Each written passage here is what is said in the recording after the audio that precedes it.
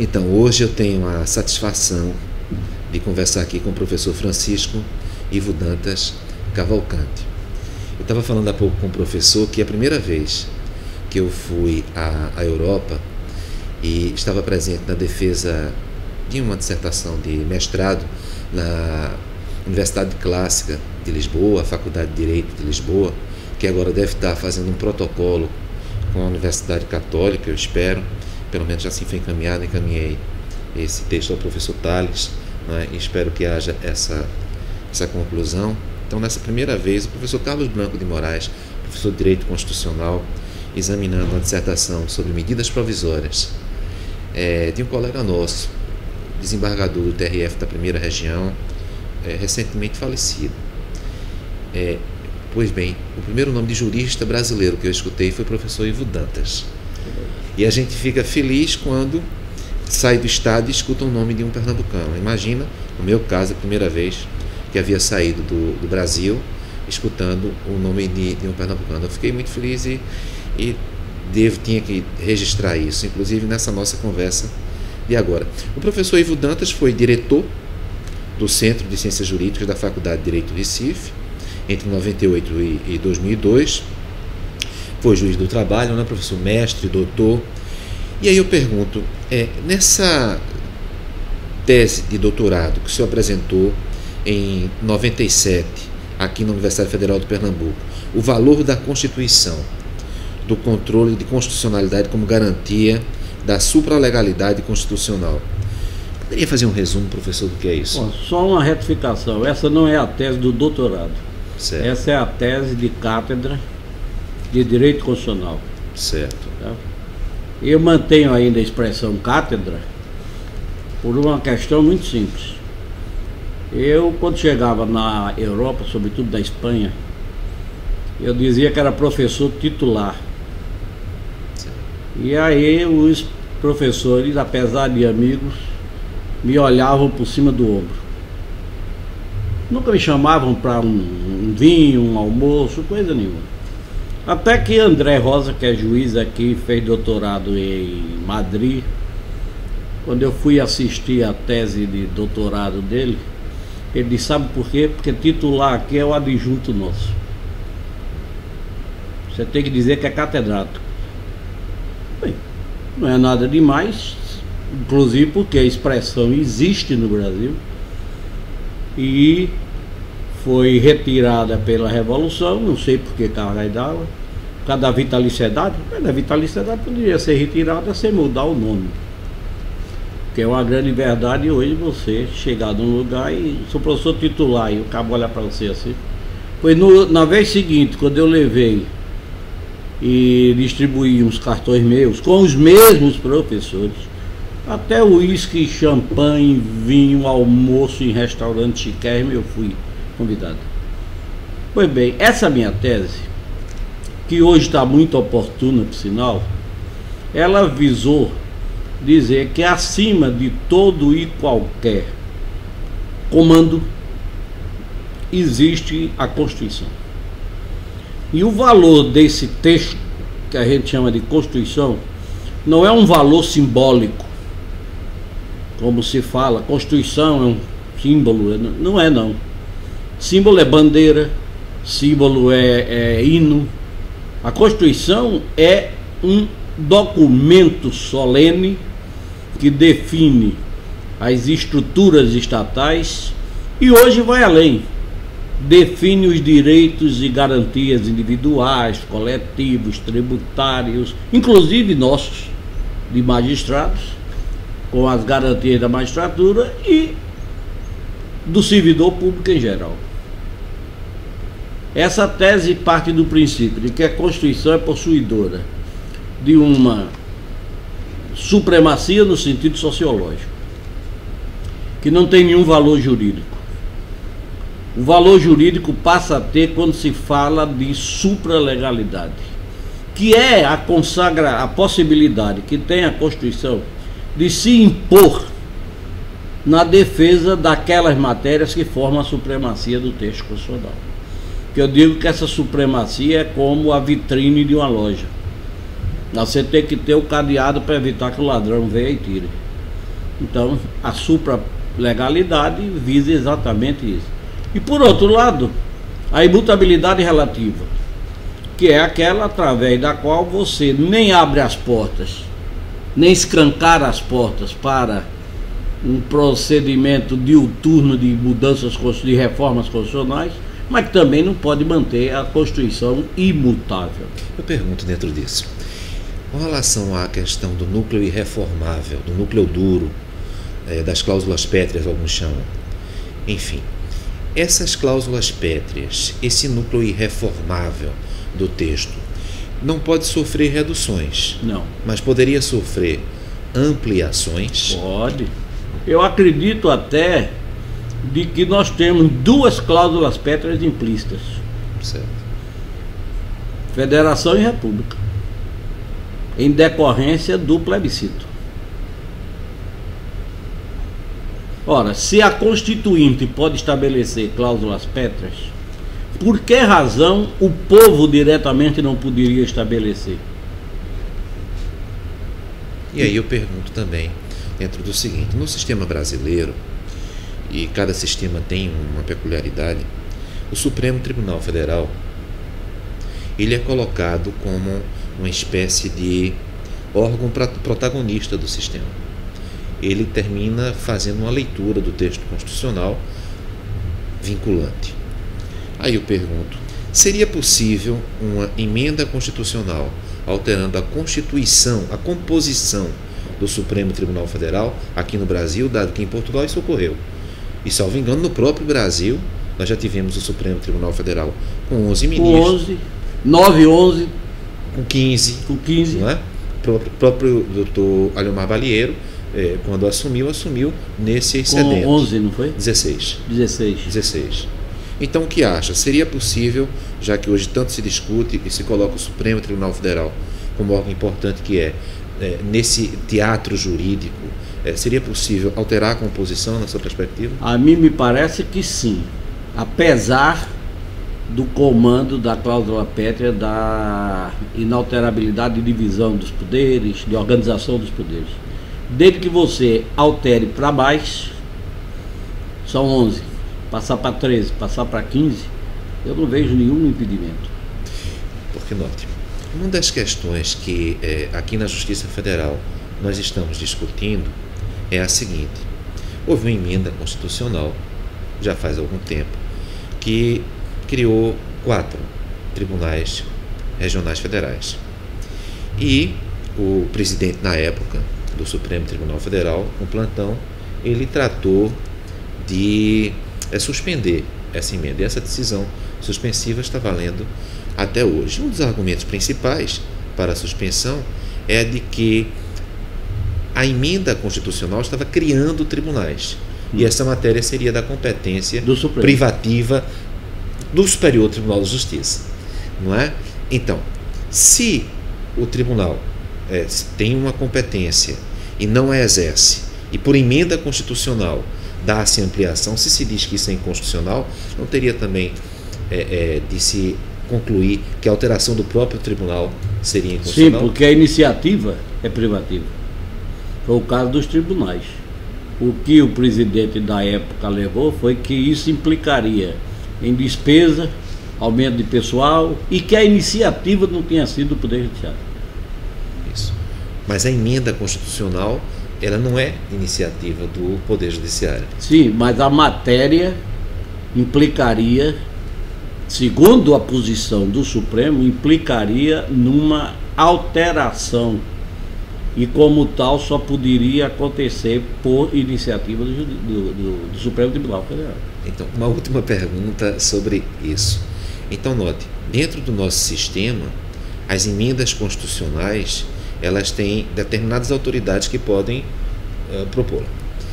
Pois bem, se efetivamente ocorre uma propositura de emenda em matéria que não seja cláusula pétrea, poderia a competência privativa para a legislação subconstitucional, haveria esse impeço? Quer dizer, uma coisa é a competência privativa para realizar o encaminhamento para o Congresso de lei ordinária. Outra coisa diversa, e a legitimidade é diferente, é a propositura de emenda ou proposta de emenda constitucional? Seria uma forma indireta, através daquele número de parlamentares, né? Que aí você teria, embora oficialmente não exista a iniciativa popular para a emenda, mas ninguém iria proibir, nem seria possível proibir, que se preparasse uma emenda, um projeto popular e encaminhasse através de deputados ou senadores. Ainda dentro dessa linha da supralegalidade, professor, eu lhe pergunto, essa perspectiva de supralegalidade, haveria limites no direito internacional? Uma Constituição, ela poderia estar submetida a algum limite do direito comunitário? Como, por exemplo, na Europa? Na Europa. E outra coisa, quando se diz que o poder constituinte é um poder ilimitado, certo, a impressão que se tem é que ele pode tudo. Mas também não é tanto assim. Certo. Primeiro, ele não pode contrariar os valores sociais. Por exemplo, uma proposta de emenda constitucional formalmente correta, mas que amanhã dissesse a mulher não pode mais estudar nem trabalhar, isso ia gerar um impacto que ia provocar um movimento feminino no Brasil de proporções incalculáveis. Então o poder constituinte aí fica limitado pelos valores sociais. Certo. Fica limitado pelos valores dos chamados direitos humanos, que é diferente do direito fundamental. O direito fundamental são aqueles direitos que, dentre os humanos, a Constituição consagrou como fundamentais. E, evidentemente, que na consagração desses direitos humanos, ela poderia trazer o exemplo da subordinação do tratado, melhor, da Constituição, a uma norma internacional. O que me provoca perguntar o seguinte: eu vi que, como projeto de pesquisa, desde 2012, o senhor está com o tema Jurisdição e Processos Constitucionais na América Latina, análise comparada. Esse vem sendo um tema muito discutido. Então, o que vem a partir desse projeto de pesquisa, o que vem concluindo? Já chegou? Não, porque a flexibilidade consagrada nas constituições da América Latina é muito grande. Certo. O que eu quero chamar a atenção é que a América Latina tem suas constituições. Agora, em que ponto uma pode ser comparada com a outra? Por exemplo, eu dou sempre esse exemplo. Assim que caiba, eu solto ele. Eu tenho um sentimento de admiração muito grande pela Argentina. Certo. Esteve lá recentemente. Eu vim de lá a semana passada, eu fui para o Congresso Mundial de Justiça Constitucional. Pois bem, a Constituição Argentina, apesar de revolução, de golpe, disso, daquilo, a Constituição Argentina é de 1853. E em 1994 passou por uma emenda só, mais nada. Certo. Aqui você dorme com tantas emendas, acorda com uma mais ou duas. Quer dizer, eu lembro agora que certa feita estávamos na faculdade conversando, uns 5 professores do departamento, todos da área do direito público, e nenhum sabia quantas emendas tinham no Brasil. Perfeitamente. Porque você não sabe. Você tem que ir lá no Google para ver quantas emendas tem o Brasil, a Constituição brasileira.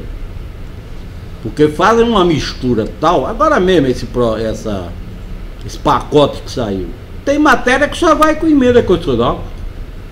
Precisará de uma emenda constitucional. Mas ninguém diz. E esse tema é muito bem destacado, porque se alguém pode até saber quantas emendas atualmente tem a Constituição, incluindo aquelas 6 emendas constitucionais de revisão, exatamente, eu tenho comigo que ninguém sabe quantos artigos tem a Constituição, porque muitas dessas emendas têm disposições transitórias. E eu me penitencio até hoje. Porque quando se quis antecipar o plebiscito, certo, eu fui um dos que me manifestei na época pela possibilidade de alteração das disposições transitórias. Alguns autores diziam que não podia, eu dizia que podia, desde que com normas da mesma natureza, ou seja, normas que tivessem um fim certo.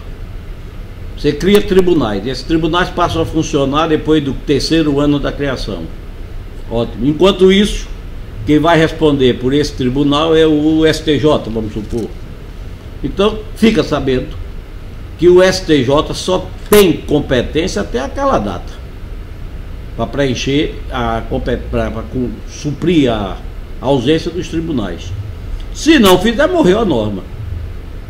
Vamos ter que pensar numa outra. Conhece, professor, alguma Constituição que, dado que defendeu isso, que tenha disposições transitórias constantes, que a cada emenda... Não, é isso que eu estou dizendo, por isso que eu me penitencio. Certo. Porque hoje, vou lhe dar um exemplo que me vem à mente, a emenda do direito adquirido, certo, da reforma previdenciária. Certo. Sua colega, doutora Nilceia, correu atrás de mim, disse: Ivo, não foi consagrado o direito adquirido. Não é possível, Nilceia. Aí fui atrás, pesquisar, fui encontrar nas disposições gerais. Certo. Dizendo que ficava assegurado o direito adquirido daqueles que estão aqui. Muito bem. Me manifestei dizendo que isso era um absurdo. Tanto que num congresso que houve aqui no campus, na universidade, eu disse isso, que essa ressalva do direito adquirido era um absurdo, e deixei no ar. Então, um professor da Faculdade de Direito, que eu conhecia a letra, mandou a pergunta: você é sempre inconsequente e não sabe o que quer. Você tem um livro sobre direito adquirido. Como é que é contra a ressalva do direito adquirido? Minha resposta é muito simples. Porque toda vez que uma emenda não fizer essa ressalva, vai se dizer que o Constituinte, que o Poder Reformador, não quis garantir o direito adquirido. E dito e feito. Está aí a questão dos aposentados na taxação. Sim. Não, mas os aposentados que já estão aposentados, o Constituinte, o Poder Reformador não fez essa ressalva. Pega todo mundo. Agora, por que não fez? Porque foi por maldade. Aquela lá do artigo da questão da acumulação, foi da acumulação. Certo. Que Nilceia era procuradora aposentada e juíza federal. E outros. Eu fui procurado por vários juízes na época. Eu só vim descobrir essa ressalva um dia ou 2 dias depois. Eu comecei a ler a Constituição do artigo 1º até o último. E tem que ter uma ressalva, não é possível. Estava lá atrás. Mas eu não sei se acompanhou, mas essa emenda constitucional 87, que trata do ICMS, ela faz uma coisa que demonstra um pequeno zelo, salvo engano, com a legislação constitucional, porque ela estabelece para a fixação das alíquotas do ICMS um determinado prazo, diz que dentro de 1 ano ela deve começar a valer, porque ela imaginava ter sido aprovada no ano passado. E aí já estabelece o percentual para este ano. Só que ela foi aprovada neste ano. Não pode, pelo princípio da anterioridade. Aí ficou uma situação assim estranha, quer dizer, ela diz que vai valer dentro de 1 ano, mas já dá um percentual para aplicar no ano em que ela foi editada. Isso demonstra uma certa pressa no que diz respeito ao texto constitucional. Mas aí eu pergunto, trouxe aqui novidades do Congresso Mundial sobre Justiça Constitucional da Argentina. Quais foram os temas principais debatidos por lá? Direitos humanos foram muito debatidos, mas naquela linha de que não tem mais o que se dizer em matéria de direitos humanos, o que tinha que se dizer já se disse, ou seja, a sobrevalência deles frente ao texto constitucional. Por exemplo, hoje não precisaria nem dizer, porque nós somos signatários de convenções e de tratados, e o outro foi a composição dos tribunais constitucionais. Ah, perfeito. Certo? Disseram tanto que já se estabeleceu, o próximo congresso vai ser em Bolonha, E eu fui convidado já para fazer uma palestra. Vai ser em que ano, professor? 2017. Certo. Setembro de 2017. Então você tem pessoas, professores, coordenadores de curso, coordenadores de doutorado, todos lá. Sobre tribunais constitucionais. Mandato, professor, porque o meu orientador do doutorado, Marcelo Ribeiro de Souza, ele, quando apresentou a emenda que criou, ele apresentou porque, como secretário, que seria o equivalente a secretário lá em Portugal, ele argumentava com o seguinte: cargo político deve, dentro de uma democracia, ter mandato. Então, se a escolha dos juízes dos tribunais, no caso do Tribunal Constitucional, depende da escolha política, então deveria ter mandato. E na Europa é muito comum fazer-se assim, não é o único sistema, é verdade. Eu pergunto, mandato para juiz de Tribunal Constitucional, o que é que pensa sobre isso? Eu sou favorável por vários motivos. Primeiro, por esse. Marcelo é um dos rapazes da nova guarda de constitucionalistas portugueses, que foi ele quem levantou a questão do ato inconstitucional. Certo. Tem um livro sobre isso. Tem um livro, O Valor do Ato Inconstitucional. E Marcelo é muito inteligência, muito premiada. É verdade. Então, essa proposta de Marcelo me parece altamente válida, mas não só porque foi escolha do Poder Executivo, vamos supor, no caso nosso, mas porque vai refrigerar o órgão. Você vai tornar aquele pessoal, você sabe que tem um mandato de 11 anos, por exemplo. A última vez que eu estive em Portugal foi com Luís Nunes, que era presidente do Tribunal Português, que morreu logo depois, e conversando eu disse: ô Luís, com o mandato que vocês têm, todo mundo chega na presidência? Ele disse: não. Nem todo mundo chega à presidência do tribunal. Quando ele é um tribunal vitalício, permanente, ninguém toca, ninguém diz nada, todos vão chegar. E aí já começa a se programar o que é que o próximo vai poder fazer em benefício de A, de B ou de C. Isso não precisa ir longe, não. Por exemplo, eu vi a semana passada uma decisão do ministro Luiz Roberto Barroso, onde ele diz o seguinte sobre a votação das contas do Executivo, se era unicameral ou bicameral. Certo, uma questão muito importante, por sinal. Sabe qual foi a posição dele? Eu não estou decidindo nada, eu estou dando minha opinião. Meu amigo, um juiz da Suprema Corte toma uma posição e diz que não é decisão. Ele está dando a opinião dele. E aí eu lhe pergunto, no órgão colegiado, como é o caso do Supremo Tribunal Federal, o senhor acredita que os órgãos colegiados devem passar por um processo que estão passando, ou seja, o órgão é colegiado, mas cada vez mais decisões monocráticas em órgãos colegiados? Note bem, os órgãos singulares, é o caso da lei que trata de lavagem de dinheiro, organização criminosa, cada vez mais se imaginando se organizar de forma colegiada. Exemplo, turma Jecussais.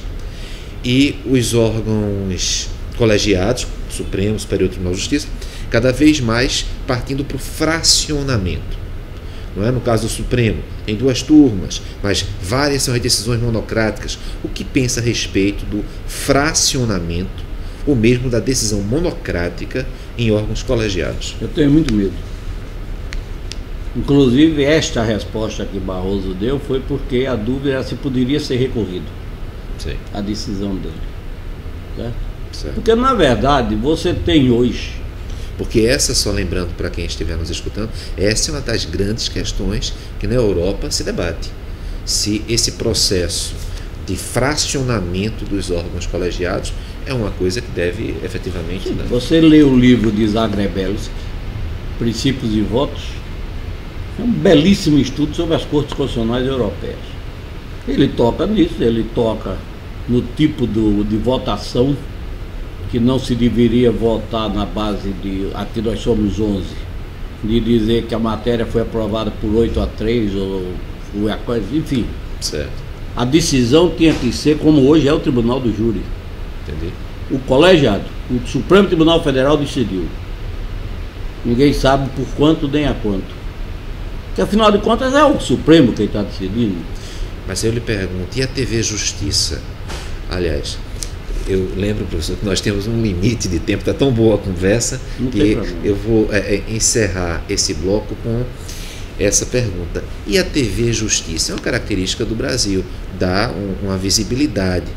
Seria difícil nós mantermos essa perspectiva da decisão ser do próprio órgão, no momento em que a TV Justiça coloca para a população cada voto de cada ministro e muitas vezes até discussões bastante enfáticas. O que pensa disso? TV Justiça... Zagrebellis que cita isso.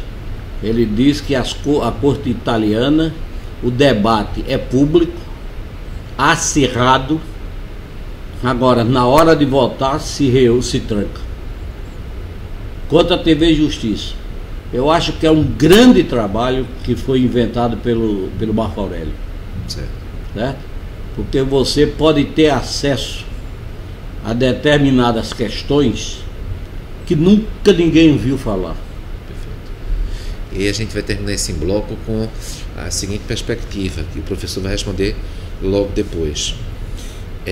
A TV Justiça é muitas vezes criticada, mas por outro lado, a TV Justiça permite, como o professor falou, o acesso às informações e decisões do Supremo. Por que as universidades brasileiras, elas exploram tão pouco a jurisprudência, o acompanhamento dos trabalhos do Supremo Tribunal Federal, se tem a TV Justiça? Por que esse descompasso? No próximo bloco, o professor Ivo Dantas vai tratar do assunto.